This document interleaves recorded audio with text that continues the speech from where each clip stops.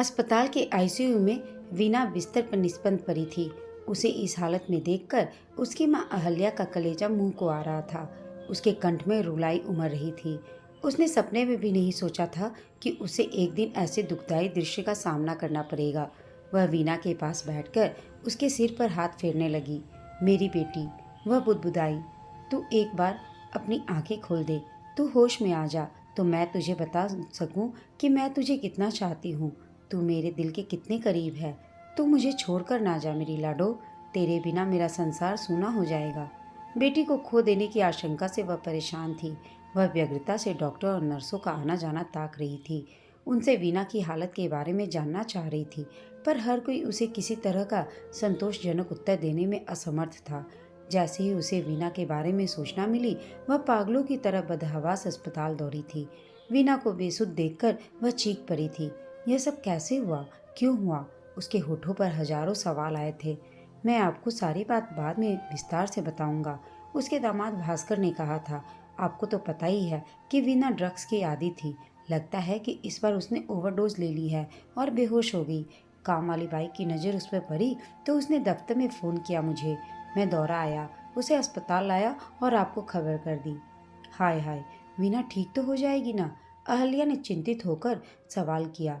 Doctors पूरी कोशिश कर रहे हैं, भास्कर ने उम्मीद जताई।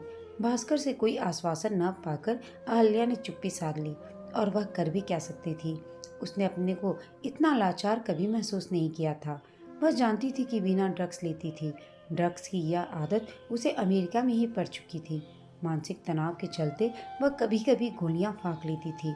उसने ओवरडोज गलती से ली या आत्महत्या करने का प्रयत्न किया था, यह पता नहीं था। उसका मन एक बारगी अतीत में जा पहुंचा। उसे वह दिन याद आया जब वीना पैदा हुई थी। लड़की के जन्म से घर में किसी प्रकार की हलचल न हुई थी, कोई उत्साहित न हुआ था। अहल्या व उसका पति सुधाकर ऐसे परिवेश में पले बड़े थे जहाँ लड़कों को प्रशस्ति दिया जाता था, लड़कियों की कोई अहमियत नहीं थी। लड़कों के जन्म पर थालियां बजाई जाती, लड्डू बांटे जाते, खुशियां मनाई जाती थीं। बेटी हुई तो सबके मुंह लटक जाते। बेटी सिर का बोझ थी, वह घाटे का सौदा थी। एक बड़ी जिम्मेदारी, उसे पाल पोसकर बड़ा कर दूसरों को सौंप देना होता था। उसके लिए वर खोजकर दान दहेज देकर उसकी शादी करने की प्रक्रिया में उसके माँ बाप हलकान हो जाते और अक्सर अकंठ कर्ज में डूबे जाते। अहल्या और सुधाकर भी अपनी संकीर्ण मानसिकता व पिछड़ी विचारधारा को लेकर जी रहे थे। वे समाज के घिसे पिटे नियमों का हूबहू पालन कर रहे थे। एक तरफ देश में औरतें अपने हकों के लिए संघर्ष कर रही थीं, स्त्री सशक्तिकरण की मांग कर रही थीं, पर अहल्या और उसके पति को इससे कोई फर्क नहीं पड़ा था। अहल्या को याद आया कि बच्ची को देखकर उसकी सास ने कहा था, बच्ची जरा दुबली पतली और मरियल सी है, रंग भी थोड़ा सांवला है, पर कोई बात नहीं। दो दो बेटों के जन्म के बाद इस परिवार में एक बेटी की कमी थी, सो वह भी आज पूरी होगी। जब भी अहल्या को उसकी सास अपनी बेटी को ममता के वशीभूत होकर गोद में लेते या उसे प्यार करते देखती तो उसे टोके बिना न रहती। अरे, लड़कियां पराया धन होती हैं, दूसरे के घर की शोभा, इनसे ज्यादा मुंह मत बढ़ा। तेरी असली पूंजी तो तेरे बेटे हैं, वही तेरे नैया पार लगाएंगे, तेरे वंश की वेल वही आगे बढ़ाएंगे, तेरे बुढ़ापे का सहारा वही बनेंगे। सासू माँ जब तक हिदायत देती रहती, अरे बहू, बेटी को जरा सिर पे मत चढ़ाओ, इसकी आदतें न बिगाड़ो, एक दिन इसे पराया घर जाना है, पता नहीं कैसे ससुराल मिलेगी, कैसे लोगों से पाला पड़ेगा, कैसे निभेगी। बेटियों को विनम्र रहना चाहिए, दबकर रहना चाहिए, सहनशील बनना चाहिए, इन्हें अपनी हद में रहना चाहिए। देखते ही देखते वीना बरी हो गई। एक दिन अहल्या के पति सुधाकर ने आकर कहा, वीना के लिए एक बड़ा अच्छा रिश्ता आया है। अरे, अहल्या अचकचाई। अभी तो वह केवल 18 साल की है। तो क्या हुआ, शादी की उम्र तो हो गई है ना उसकी। जितनी जल्दी अपने सिर से बोझ उतारे उतना ही अच्छा है। लड़के ने खुद आगे बढ़कर उसका हाथ मांगा है। लड़का भी ऐसा वैसा नहीं है, प्रशासनिक अधिकारी है, ऊंची तनख्वाह पाता है। हमारी बेटी वहाँ राज करेगी। अरे सुनिए तो, लेकिन वीना की पढ़ाई? ओहो, पढ़ाई का क्या है, उसके पति की मर्जी हुई तो बाद में भी प्राइवेट से पढ़ सकती है। जरा सोचो, हमारी हैसियत एक आईएएस दामाद पाने की है क्या? घराना भी अमीर है। यूँ समझो कि प्रकृति ने छप्पर फाड़कर धन बरसा दिया हम पर।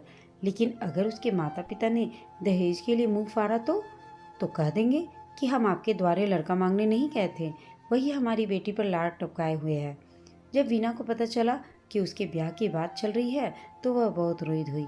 मेरी शादी की इतनी जल्दी क्या है माँ?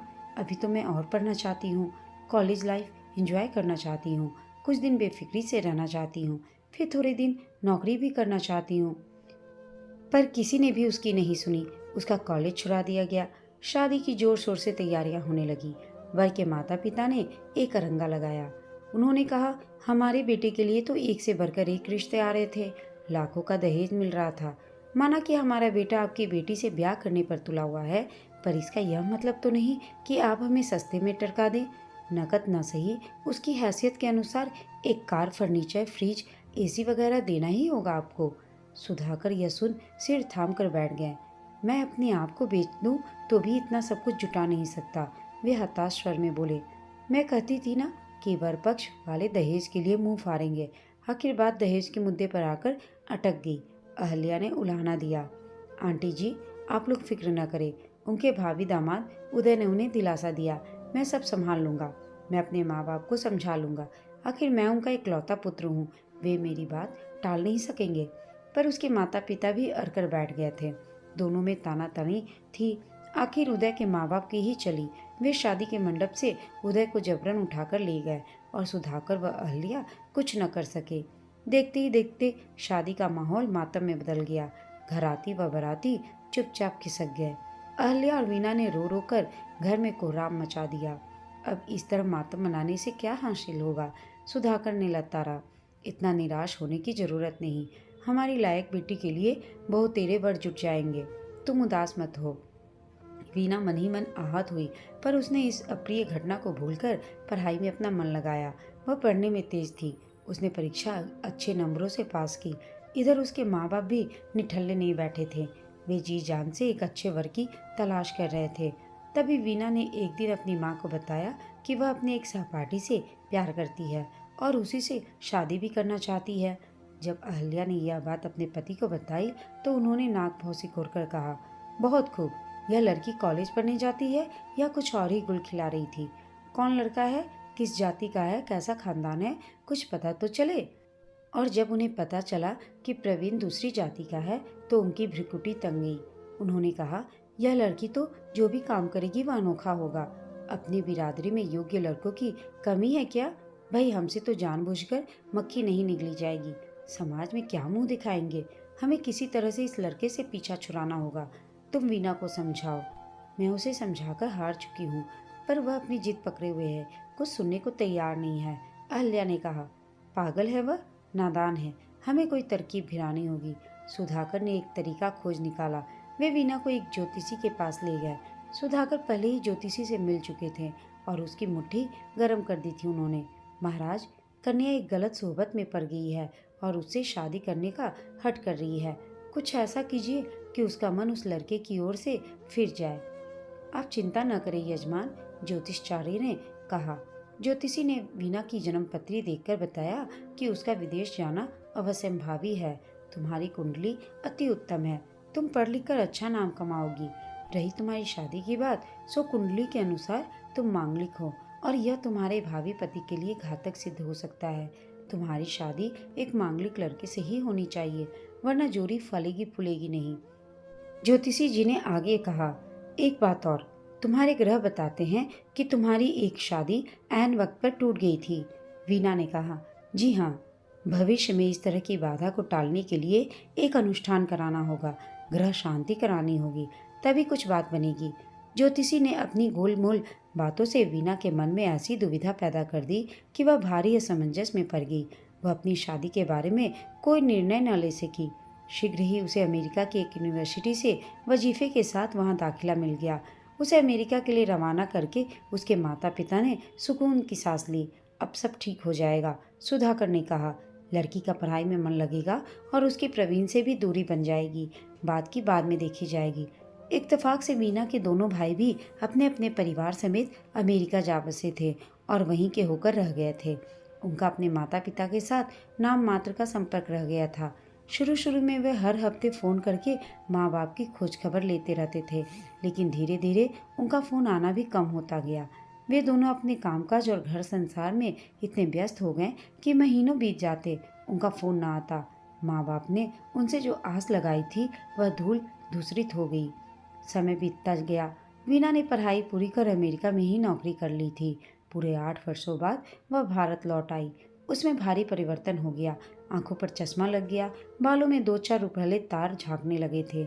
उसे देखकर सुधाकर व अहल्या धक से रह गए, पर कुछ बोल ना सके। अब तुम्हारा क्या करने का इरादा है बेटी?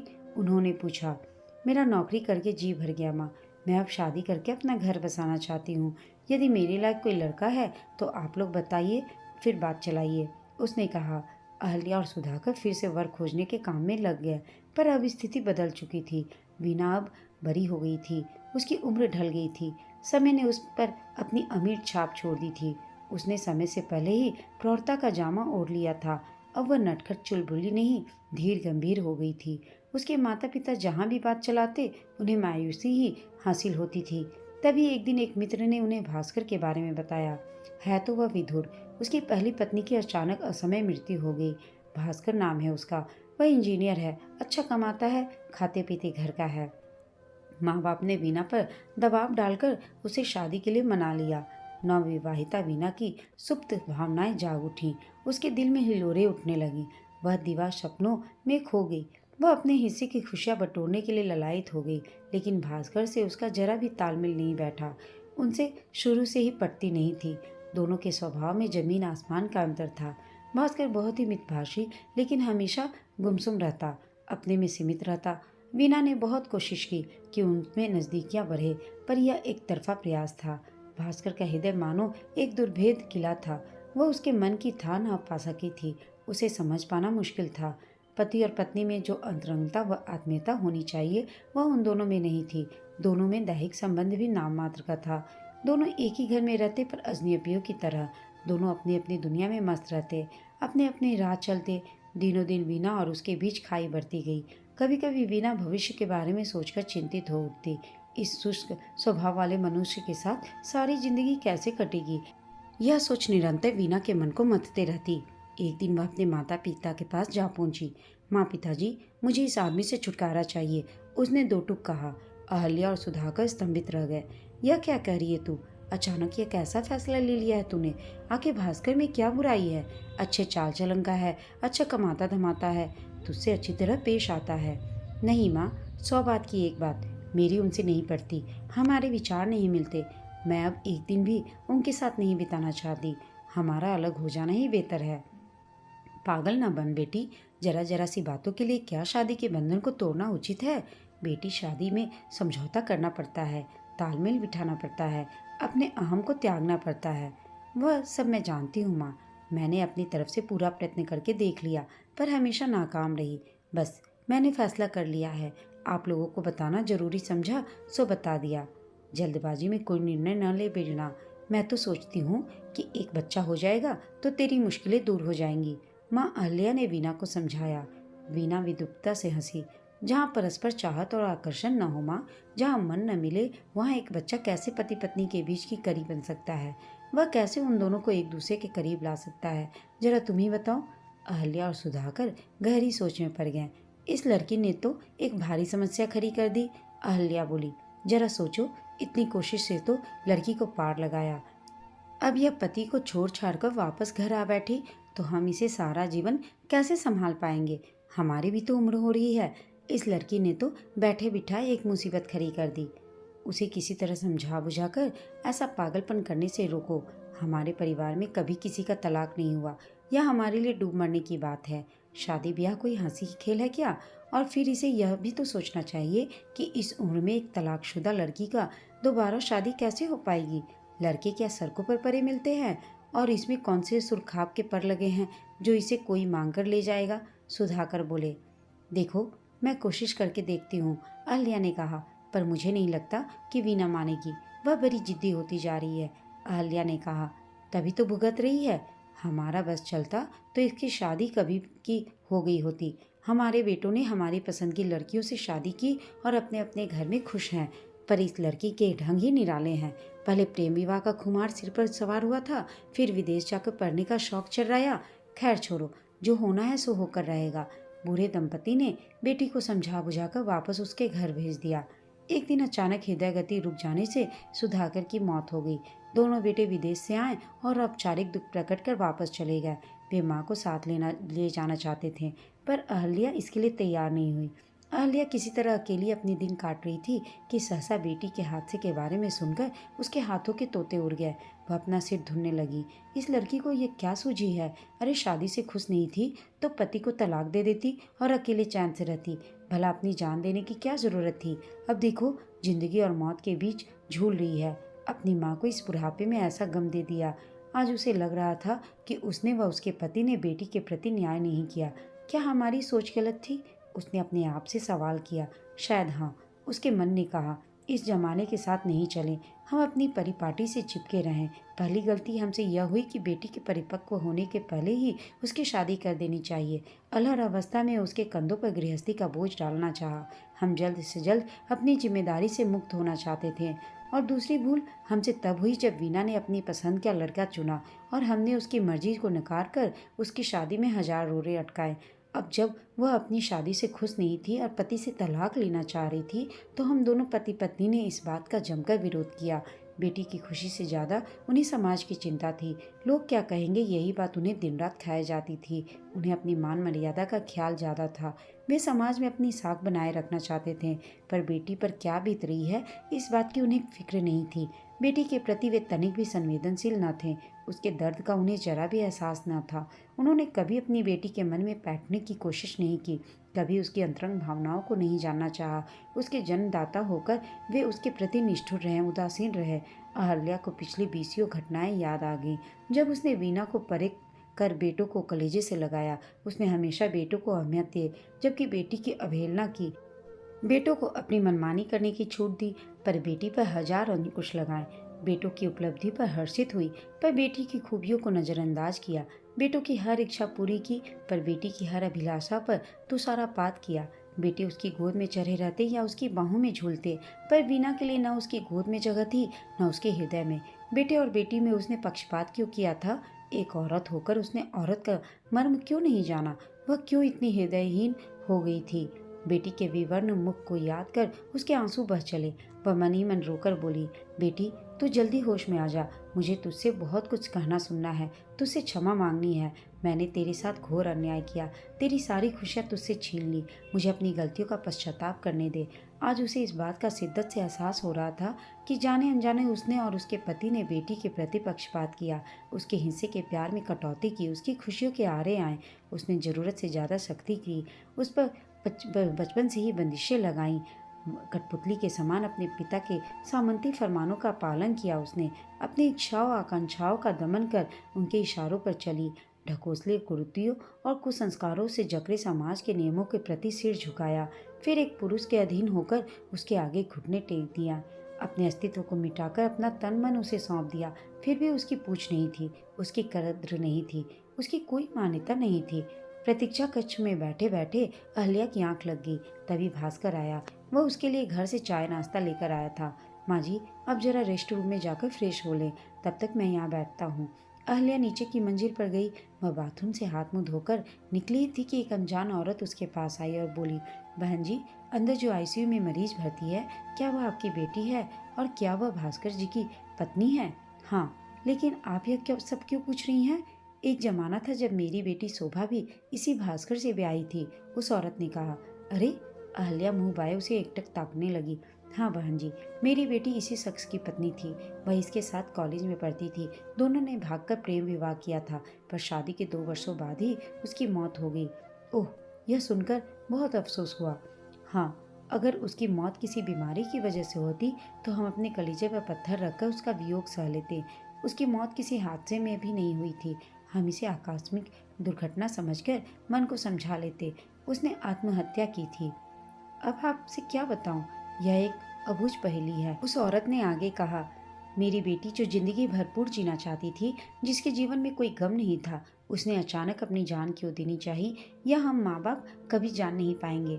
मरने के पहले दिन वह हमसे फ़ोन पर बात कर रही थी, खूब हंस बोल रही थी, और दूसरे दिन हमें खबर मिली कि वह इस दुनिया से जा चुकी है। उसके बिस्तर पर नींद की गोलियों की खाली शीशी मिली, न कोई चिट्ठी, न पत्री, न सुसाइड नोट। और भास्कर का इस बारे में क्या कहना था? अहल्या ने पूछा। यही तो रोना है कि भास्कर इस बारे में कुछ भी बता न सका। हमें कोई झगड़ा नहीं हुआ, उसने कहा। छोटी मोटी खिटपिट तो मियाँ बीवी में होती रहती है, पर हमारे बीच ऐसी कोई भीषण समस्या नहीं थी जिसकी वजह से शोभा की जान देने की नौबत आ पड़े। लेकिन हमारे मन में हमेशा यह शक बना रहा कि शोभा को आत्महत्या करने को उकसाया गया था। बहन जी, हमने तो पुलिस में भी शिकायत की कि हमें भास्कर पर या उसके घर वालों पर शक है, पर कोई नतीजा नहीं निकला। हमने बहुत भागदौड़ की, लेकिन मामले की तह तक पहुंच बिना हम हार कर रो धोकर चुप बैठ गए। पति पत्नी के बीच क्या गुजरती थी या कौन जाने, उनके बीच क्या घट रही है यह किसी को नहीं पता। हमारी बेटी को कौन सा गम खाया जा रहा था यह भी हम नहीं जान पाए। यह सब सुन अहल्या सकते में आ गई। अहल्या के मन में खलबली मच गई। कितना अजीब संयोग था कि भास्कर की पहली पत्नी ने आत्महत्या की और अब उसकी दूसरी पत्नी ने भी अपने प्राण देने चाहे। क्या यह महज इत्तेफाक था या भास्कर वास्तव में एक खलनायक था? अहल्या ने मन ही मन तय किया कि अगर वीना की जान बच गई तो पहला कदम वह यह करेगी कि अपनी बेटी को फौरन भास्कर से तलाक दिलाकर उसे इस दरिंदे के चंगुल से छुड़ाएगी। वह अपनी शाख बचाने के लिए अपनी बेटी की आहुति नहीं देगी। वीना अपनी शादी को लेकर जो भी कदम उठाए उसे मान्य होगा। इस कठिन घड़ी में उसकी बेटी को उसका साथ देना चाहिए, उसका संबल चाहिए। देर सवेर ही सही वह अपनी बेटी का सहारा बनेगी, उसकी ढाल बनेगी, हर तरह की आपदा से उसकी रक्षा करेगी। एक माँ होने के नाते वह अपना फर्ज निभाएगी और वह इस अनजान महिला के साथ मिलकर उसकी बेटी की मौत की गुत्थी भी सुलझाने का प्रयास करेगी। भास्कर जैसे कई बहरिए सज्जनता का मुखौटा ओढ़े अपनी पत्नी को प्रताड़ित करते रहते हैं, उसे तिल तिल कर जलाते हैं और उसे अपने प्राण त्यागने को मजबूर करते हैं, लेकिन वे खुद बेदाग बच जाते हैं क्योंकि बाहर से वे भले बने रहते हैं। घर की चारदीवारी के भीतर उनकी करतूतें छिपी ढकी रहती हैं, लेकिन यह कोई नहीं जानता कि वे घर के अंदर अपनी पत्नी के साथ कैसा व्यवहार कर रहे हैं। आज सच में अहल्या को अपनी बेटी को लेकर बहुत अफसोस हो रहा था कि उसने जिंदगी भर अपनी बेटी का साथ नहीं दिया, लेकिन अब वह ऐसा नहीं करेगी। कुछ दिनों के बाद वीना को होश आया तो उसने बताया कि उसके इस हालत की जिम्मेदार उसका पति भास्कर है। उसने ही उसे मजबूर किया दवाइयाँ खाने के लिए। वीना ने पुलिस में कंप्लेन किया और साथ ही भास्कर से तलाक भी ले लिया। दोस्तों, आपको यह कहानी कैसी लगी कमेंट करके बताइएगा। साथ ही कहानी अच्छी लगी हो तो इसे लाइक, शेयर और चैनल को सब्सक्राइब अवश्य कीजिएगा। कहानी सुनने के लिए आप सबका धन्यवाद।